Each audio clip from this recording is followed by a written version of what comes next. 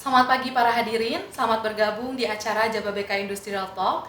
Program ini akan membahas mengenai informasi dan update seputar dunia industri terkini bersama saya Nabila Putri.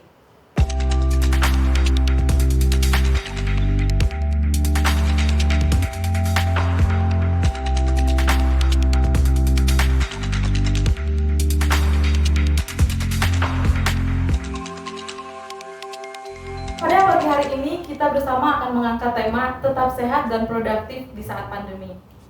Para penonton dapat turut serta pada acara hari ini dengan memberikan pertanyaan di live chat Instagram atau melalui telepon interaktif pada hari ini.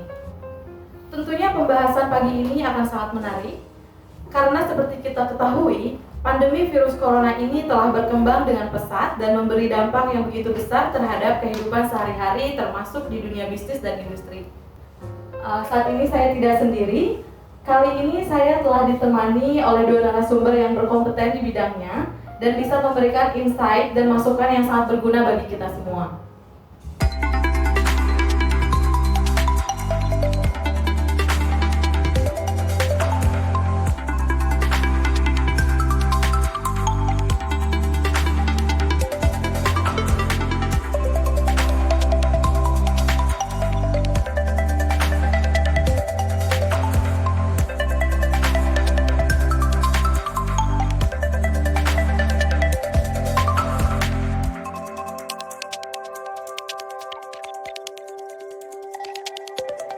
Baik, sebelum kita memulai acara talk show pada pagi hari ini, kita ketahui bahwa penyebaran COVID-19 ini terus bertambah dengan cepat.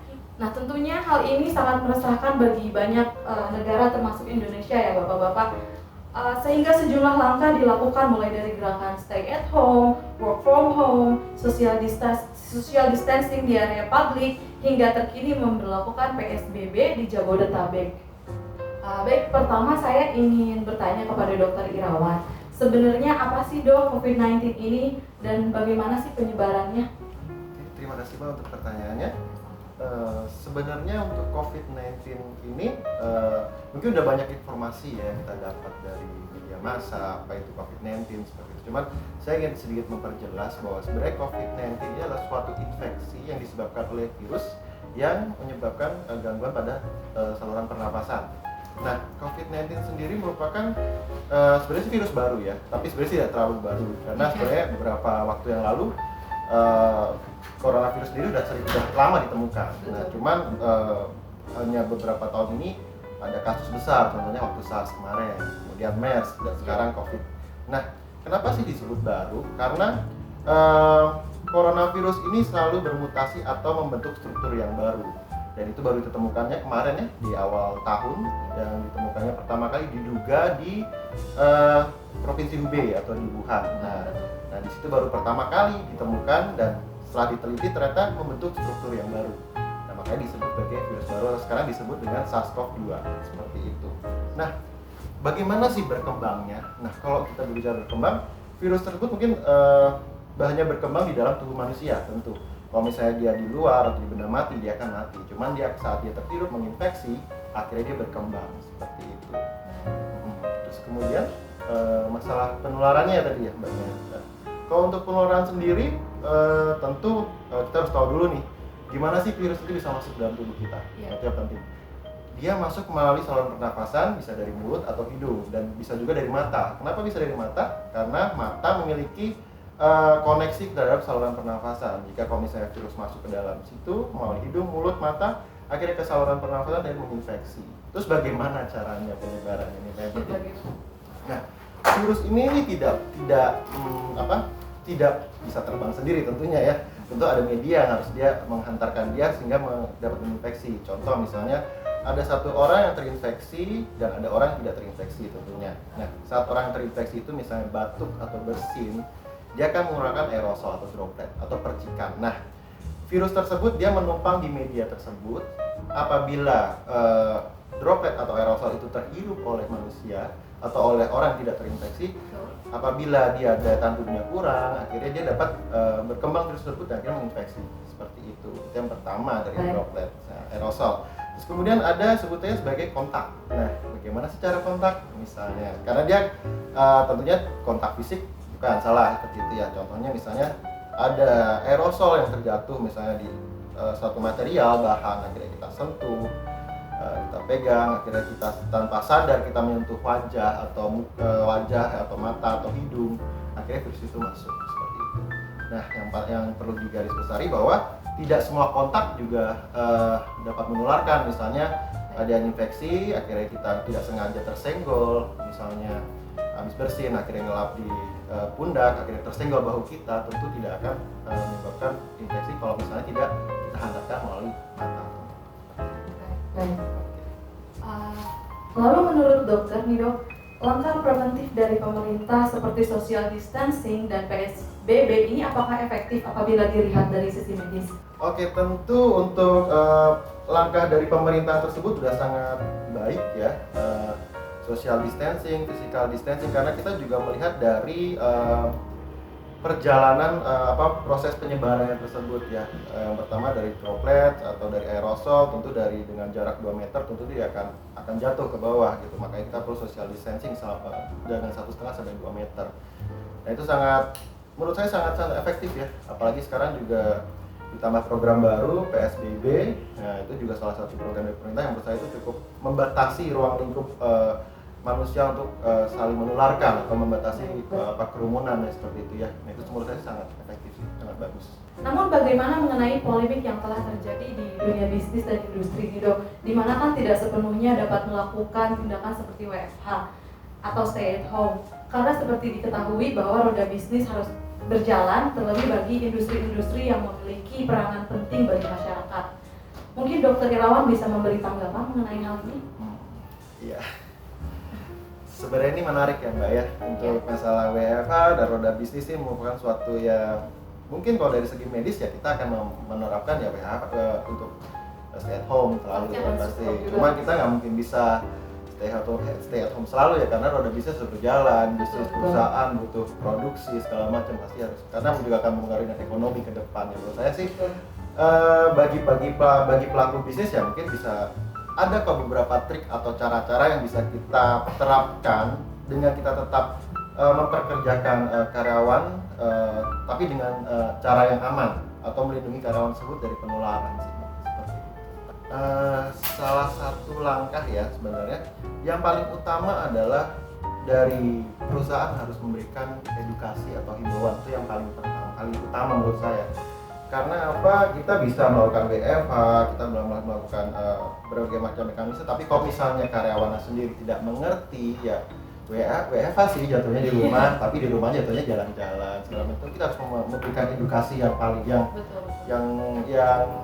informatif kepada karyawan kita, bagaimana ini kita sudah berikan peraturan perusahaan untuk penanganan COVID, tapi harus dilakukan gitu loh. Bukan hanya sekedar peraturan aja, tapi harus tetap dilakukan oleh karyawan. Itu harus ditanamkan edukasi, itu yang pertama. Terus yang kedua bisa juga sih dengan mengkaji kerjaan atau job desk, yang mungkin beberapa pekerjaan yang memang bisa dilakukan di rumah nggak work from home ya sih. Tapi kalau misalnya untuk production atau operasional mungkin agak susah ya, karena harus berjalan terus setiap hari ya. Nah, itu penting sih, maksudnya dalam arti pembagian tugas, dalam arti misalnya ada suatu pekerjaan yang bisa dilakukan dengan satu orang ya, lakukanlah dengan satu orang atau diminimalisir tentunya seperti itu. Terus kemudian yang paling utama ya APD. Nah, itu penting, penyediaan masker, kemudian hand sanitizer, disinfektan rutin di mana lingkungan-lingkungan yang banyak kerumunan atau banyak didatengin orang harus melakukan disinfektan rutin seperti itu. Lalu untuk personal sendiri nih Pak, apa saja tipsnya untuk menjaga kesehatan kita untuk bisa tetap produktif dan terbebas dari COVID-19? Mungkin tips ini sangat berguna buat teman-teman, khususnya bagi teman-teman yang sedang WFH. Gimana nih Pak tipsnya? Oke, untuk tipsnya untuk karyawan atau pekerja, yang pertama adalah kita coba buka mata ya Mas kita. Informasi penting ya, itu penting sekali. Betul. Nggak cuma dari sosial media yang cuma memberikan grafik angka ini kasus otomatis, bukan hanya sekedar itu, tapi kita harus juga lebih aware dengan lingkungan sekitar. Misalnya contoh, ada teman kita yang sakit, kita harus berani untuk report. Misalnya jangan sampai teman kita sakit, akhirnya kita cuekin, ternyata dia COVID. Itu problem ya. Kita harus Itu yang jadi benar-benar, problem. jadi harus benar-benar atau mungkin juga lingkungan sekitar rumah, misalnya ada ternyata positif COVID, ya kita harus benar-benar lebih menjaga lah seperti itu. Terus kemudian tips yang berikutnya tetap ya udah sering digaungkan ya di mana-mana, social distance, masker segala macam itu ya tetap harus dilakukan. Iya. Kalau memang memerlukan untuk bertemu orang atau harus ada meeting atau segala macam, ya kita harus bisa jaga jarak, harus sadar setiap waktu. Betul. Kemudian kalau misalnya kita keluar rumah, kita bisa menggunakan masker. Sekarang masker juga boleh kain sih, nggak masalah ya sebenarnya ya. Yang penting kita untuk proteksi. Terus kemudian yang tidak kalah penting adalah jangan lupa menjaga daya tahan tubuh. Karena kita terlalu heboh dengan info sana sini social distance, masker segala macam. Tapi kita lupa jaga daya tahan tubuh kita. Gitu kan, masih begadang, masih makan masih berantakan, olahraga nggak mau, masih merokok, seperti itu kan. Nah, itu harus penting ya, maksudnya pola hidup ya, keseharian harus diubah gitu untuk ya awal yang bagus ya sebenarnya COVID ini untuk memperbaiki pola hidup ya sebenarnya. Buat ke belakangnya seperti itu. Mungkin sekarang saya beralih ke Pak Rudi ini, Pak. Bagaimana nih Pak mengenai pandemi COVID-19 yang kian meningkat? Bagaimana pandangannya menurut Pak Rudi? Ya, ini kalau pandemi COVID-19 ini ya, kalau menurut pandangan saya itu ada apa namanya? Ada satu kelebihan ya. Ada satu sisi yang kita sebagai manusia itu harus introspeksi diri, ya kan? Jadi kalau kita mungkin semua teman-teman semua udah lihat banyak di sosial media bagaimana di istilahnya bumi reproduksi dia, maksudnya bumi itu kembali green lagi gitu ya. Jadi kalau teman-teman lihat di mana-mana kayak mungkin di sungai yang di Venesia yang di Itali ada ikan lagi katanya. Tapi yang banyak kan Jakarta katanya. Jakarta fotonya sekarang katanya ya dokter ya. Iya, betul. Jakarta sekarang langitnya biru katanya. Iya. Nah itu kan satu yang sudah tidak ada ya satu yang amazing sekali sebenarnya. Betul. Di samping memang ada satu sisi yang kita juga manusia harus yang pada dokter bicara harus hati-hati segala macam supaya jangan sampai kita terkena COVID ini. Sejauh ini nih Pak, apakah pandemi corona ini memberi dampak yang signifikan terhadap bisnis di Jababeka atau memberi dampak kepada tenan di industri Jababeka? Dan adakah tren baru tercipta di dunia industri ini seperti bermunculan entrepreneur baru? Ya, jadi of course ya, kalau kita bicara bisnis bukan Jababeka aja, semua bisnis juga sekarang posisinya semua kalau tanda kutip semua pada tiarap semua. Baik, sangat tough sekarang. Betul. Very tough. Buat Jababeka, buat Jakarta, buat Indonesia, buat seluruh dunia sekarang sebenarnya posisinya semua sangat tough. Nah, sekarang tinggal kayak kemarin saya dapat pesan dari chairman kita Jababeka bahwa inilah saatnya kita untuk berimprovisasi, ya. Betul. Jadi bagaimana cara kita tetap bisa survive, tapi bisnis juga terjalan, gitu, ya. Jadi ini yang diperlukan. Yang kedua, tenan-tenan Jababeka ya. Dan yang kali bisnisnya beragam, kalau saya boleh informasikan. Dan yang terjadi adalah, ya seperti saya lihat di depan, semua berinvestasi dong. Jadi ada yang bisnisnya naik terbang ya bisnisnya, ada juga yang stabil, ada juga yang menunda gitu ya. Jadi inilah dinamika bisnis di tempat kita ya. Nah, kalau yang terakhir mengenai munculnya entrepreneur baru juga itu satu yang menarik toh, enggak? Jadi sebenarnya sekarang banyak pengusaha, jadi saya kemarin baru terkoneksi ya dengan namanya satu kita mendirikan satu bisnis baru, di mana itu produksinya APD dok, APD, masker, sanitizer semua yang disupport oleh 50 UKM loh dok. Jadi sekarang itu makanya kenapa ya? Tapi teman-teman semua pasti sudah lihat kemarin press conference dari Menteri Koperasi dan UMKM Pak Teten.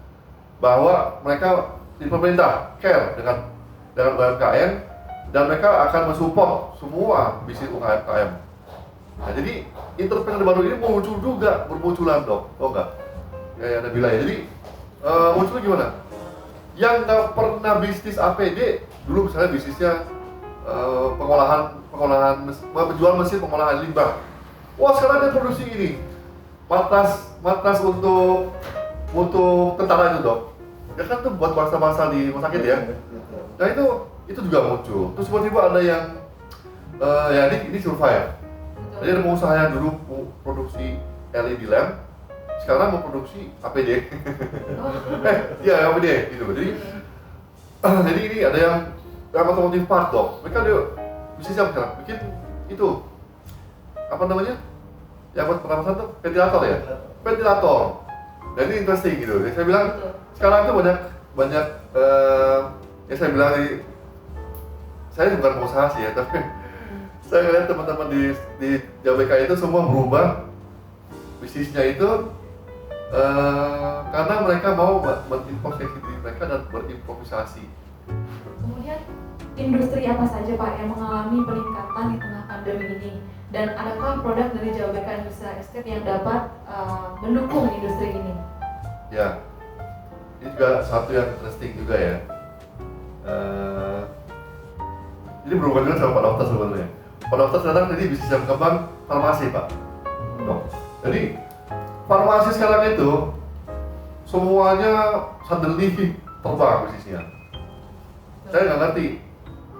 Kalau Pak Dokter membuat yang sakit, beli yang sakit atau apa ya?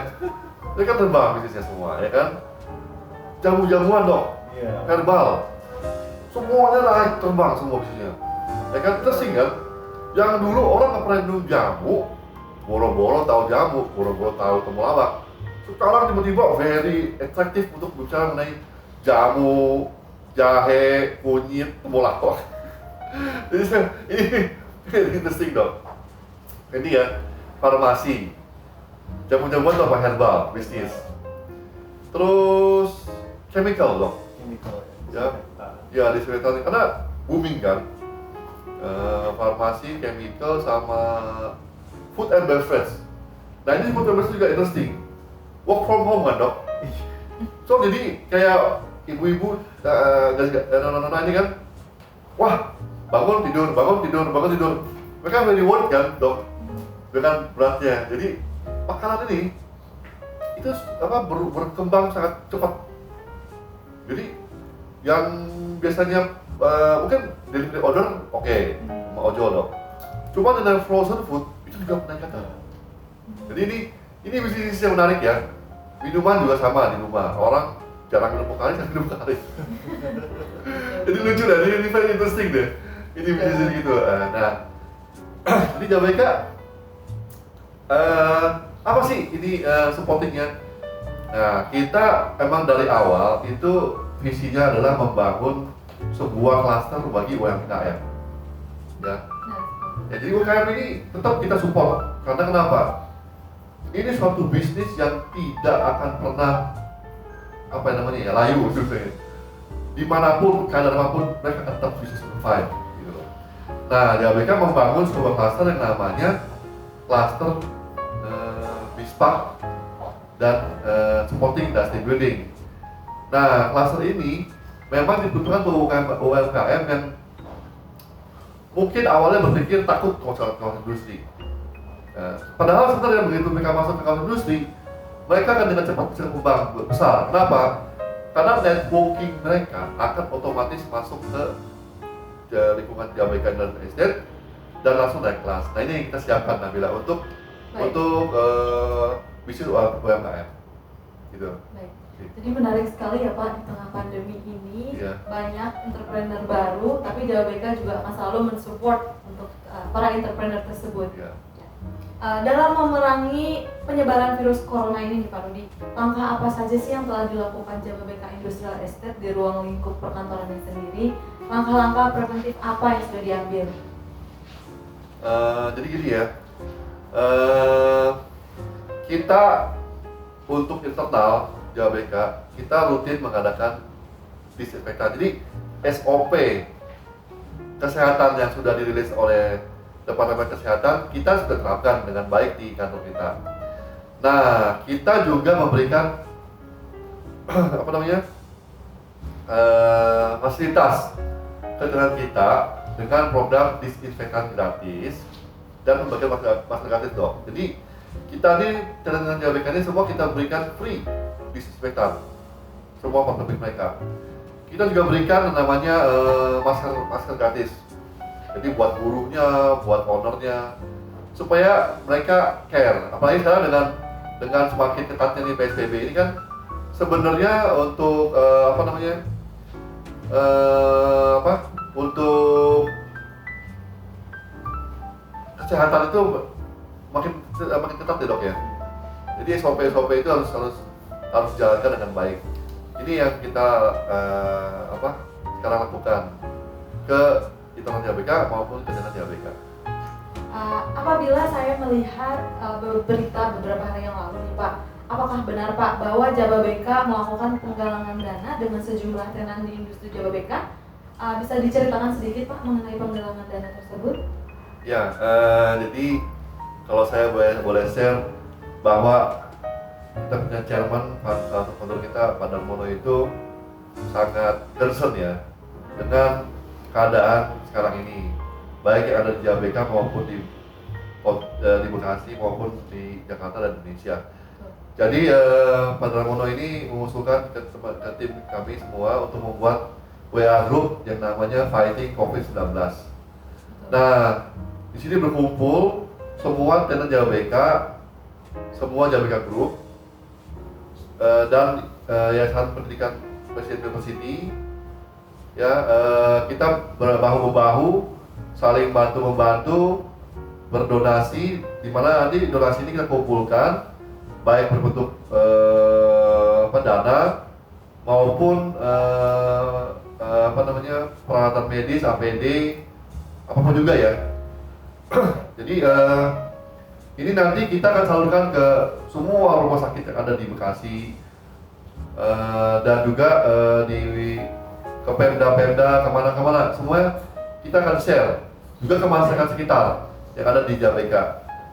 Mungkin dari Dokter Irawan bisa bantu klarifikasi Pak, apakah bantuan dari JBK sendiri sudah sampai di lapangan atau bagaimana? Terima kasih. Untuk bantuan sendiri sih kami tim medis jujur sih kami terbantu dengan kepedulian dari tim JBK ini ya. Karena udah banyak sih bantuan, maksudnya kayak terutama alat-alat medis ya, APD. Jujur kita susah nyari di pasaran, sangat susah. Dengan koordinasi dari tim JBK tentu sangat membantu kami sekali gitu, dan sudah terdistribusi dengan baik ke fasilitas kesehatan yang ada sekarang ini ya, dan itu sangat membantu sih. Terakhir, adakah pesan yang ingin disampaikan oleh Pak Dokter dulu, mungkin nanti Pak Rudi, kepada teman-teman semua yang sedang menyaksikan pada saat ini? Untuk pesan-pesan, kita lagi bumi lagi sakit lah sebenarnya itu yang tengahnya sekarang ini. Tapi kita jangan terlalu khawatir dengan keadaan, jangan cemas, jangan jadi putus asa gitu. Kita masih bisa kita masih bisa saling membantu, dan untuk pebisnis, industri, tidak perlu khawatir lah. Kita masih bisa banyak cara-cara kok untuk kita bisa mengantisipasi ini seperti itu, dan terutama juga kita butuh kerjasama sih sebenarnya ya, baik dari pebisnis, karyawan, masyarakat itu butuh kerjasama dengan baik untuk memerangi COVID ini sih sebenarnya, seperti itu.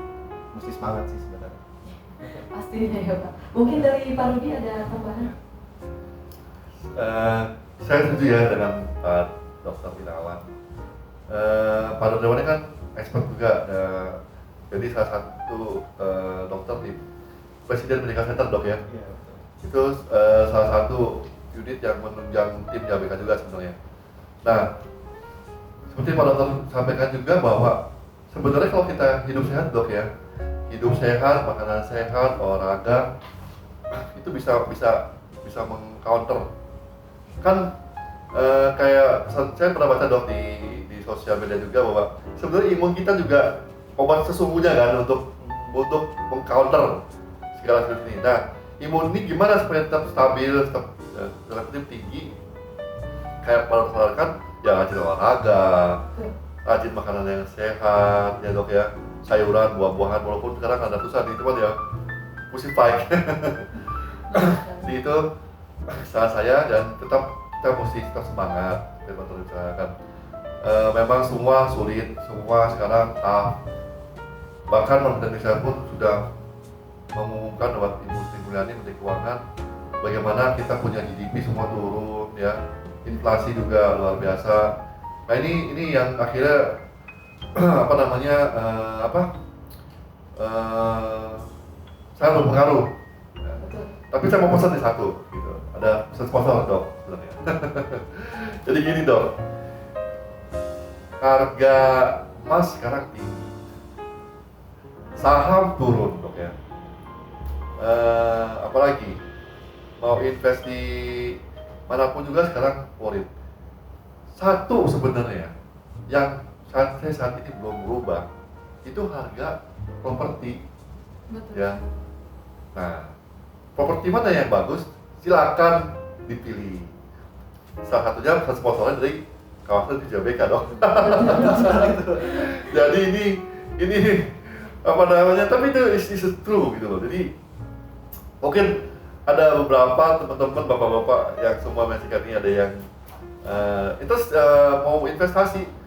Saatnya tepat sekarang untuk berinvestasi di industri, di properti, dan kawasan JBK siap sebenarnya untuk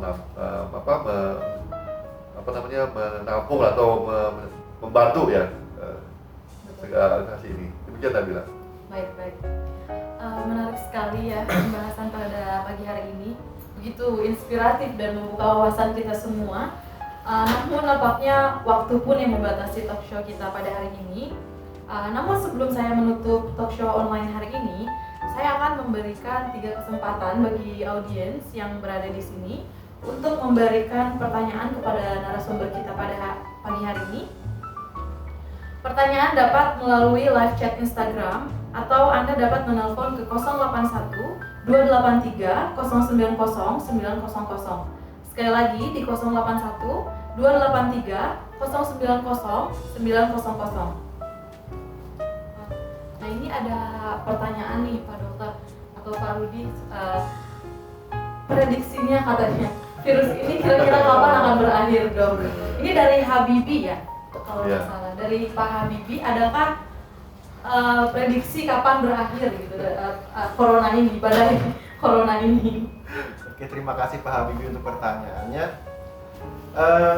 Pertanyaan sulit sebenarnya ini ya. Cuman kita bisa melihat sih sebenarnya dari grafik-grafik sebelumnya ya. Kalau kita bisa melihat dari kasus di China ya. Sempat ada peak, ada kenaikan, dan sekarang mungkin ada penurunan. Nah, tapi tetap sih kalau dibilang kapan berakhirnya, di China sendiri pun sekarang masih aktif lagi ya, relapse lagi. Nah itu kembali sih sebenarnya kapan berakhir itu tergantung kita sebenarnya. Kalau kita taat peraturan, kita putus rantai penyebaran, tentu masalah ini akan segera berakhir seperti itu. Sebenarnya sih kembali ke kitanya sendiri sih, Mbak, sebenarnya. Betul. Bagaimana kita menyikapinya, bagaimana kita bertindak dan perilaku untuk memutus rantai penyebaran ini. Baik. Ada yang tanya lagi nih, mungkinkah virus ini bermutasi kembali dalam waktu dekat? Ini dari Overhead Cikarang. Overhead Cikarang. Nama kawan Overhead Cikarang. Dia tanya apakah virus ini Bisa bermutasi ya tadi. Terima kasih Bapak Overhead Cikarang ya. Iya, Overhead Cikarang. Kembali sih saya jelaskan, pertama sebenarnya virus ini bukan virus baru. Ini adalah satu keluarga virus, coronavirus ya. Nah, dulu sempat SARS masuk, MERS juga masuk, dan virus ini kita tidak pernah tahu kapan akan bermutasi, tapi kemungkinan pasti ada. Kita kan melihat beberapa case sebelumnya juga seperti itu sih. Betul. Oke, sudah terjawab dari Bapak dari Overhead Cikarang tadi. Selanjutnya ada telepon nih. Terputus teleponnya. Baik, kalau gitu kita lanjut ke live chat question aja ya Pak.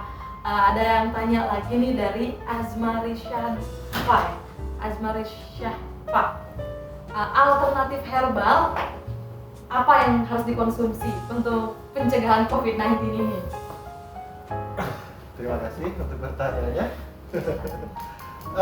Alternatif herbal sebenarnya tidak ada yang spesifik ya, mana yang mencegah atau menangkal, tidak ada yang spesifik. Tapi setidaknya dengan beberapa herbal bisa meningkatkan daya tahan tubuh sih sebenarnya. Sebenarnya sih tidak hanya untuk herbal ya sebenarnya. Iya. Kita bisa dengan konsumsi buah, sayuran itu juga sebenarnya sih cukup ya, maksudnya dalam arti vitamin yang kita dapat, vitamin C, vitamin E itu juga untuk meningkatkan daya tahan tubuh sih, seperti itu. Baik. Jadi begitu Ibu Azma Risha, ya Ibu mendapatkan satu package free medical check up juga. Kemudian tadi overhead Cikarang juga. Baik, selanjutnya ada pertanyaan melalui telepon Pak. Mungkin kita angkat dulu teleponnya. Selamat pagi. Halo, Halo, selamat pagi. Dengan siapa saya berbicara? dengan Bapak Ahmad.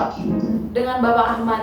Baik, Bapak Ya. Ahmad, ada yang mau Saya mau bertanya Ya. dengan Pak Rudi, dampak apakah sih yang terjadi kepada Jababeka dengan adanya ini gitu kan? Apa cukup fatal, apa biasa aja gitu? Ya baik, selamat pagi Pak Ahmad. Terus terang tadi saya sudah sampaikan, bagi JBK itu sama seperti dengan industri yang lain di Indonesia, Jakarta, Indonesia dan seluruh dunia sangat berat efeknya. Tapi bagi JBK, karena kita solid sebagai sebuah perusahaan JBK Group, mudah-mudahan ini bisa kita lalui bersama Pak Ahmad. Kita semua berdoa, semua karyawan, semua BOD dan BOC sesuai dengan arahan dari awal chairman kemarin, kita akan bersama-sama bersatu padu untuk bisa melewati ini semua. Kalau berat, cukup berat, gitu. Tapi kita nggak percaya kita bisa lalui semuanya. Terima kasih Pak Ahmad. Baik, untuk pertanyaan selanjutnya ada telepon Halo. lagi. Ya, halo. Halo, selamat pagi. Ya, Selamat pagi, dengan siapa saya berbicara? dengan Pak Robert. Dengan Pak Robert. Baik, Pak Robert ada yang mau ditanyakan, Ya, Pak? saya mau nanya nih untuk Pak Rudi, di tengah pandemi ini kan banyak nih developer atau pengembang lainnya yang memberikan promosi. Ada nggak nih Pak promosi khusus nih dari JBK Industrial Estate yang pertama? Yang kedua, ketika pandemi ini masih berlangsung, apakah layanan dari JBK Industrial Estate tetap berjalan atau gimana Pak? Terima kasih. Oke, terima kasih Pak Robert ya. Pak Robert. Jadi yang pertama kita memang ada promosi untuk paket-paket di masa pandemi ini. Salah satunya adalah dengan pemberian misalnya free maintenance charge, free membership golf untuk beberapa produk-produk, pembelian produk-produk di JBK, terutama di JBK yang saya sebutkan tadi di klaster Bispak dan Supporting Dealers Community. Jadi untuk pertanyaan yang kedua mengenai layanan dari tim JBK, kami tim JBK siap 1x24 jam melayani Bapak Ibu semua. Telepon kami juga 1x24 jam. Jadi kalau Bapak Ibu semua tertarik dengan produk JBK, silakan jangan ragu-ragu menghubungi kami dan tim kami akan siap selalu membantu Bapak Ibu semua. Terima kasih semuanya. Baik, terima kasih Pak Rudi. Terima kasih Pak Dokter, Pak Rudi. Ya. Telah kita simak bersama pemaparan secara meluas mengenai cara-cara tetap sehat dan produktif di saat pandemi COVID-19. Semoga informasi yang kita dapatkan hari ini dapat bermanfaat bagi kita semua, serta dapat dibagikan kepada orang lain. Dan telah kita dengarkan juga pemaparan dari Bapak Rudi Subrata mengenai langkah-langkah yang telah dilakukan oleh Jababeka dalam memerangi penyebaran COVID-19 di Indonesia. Semoga memberikan inspiratif bagi kita semua dan dapat melakukan hal serupa di lingkungan kerja masing-masing.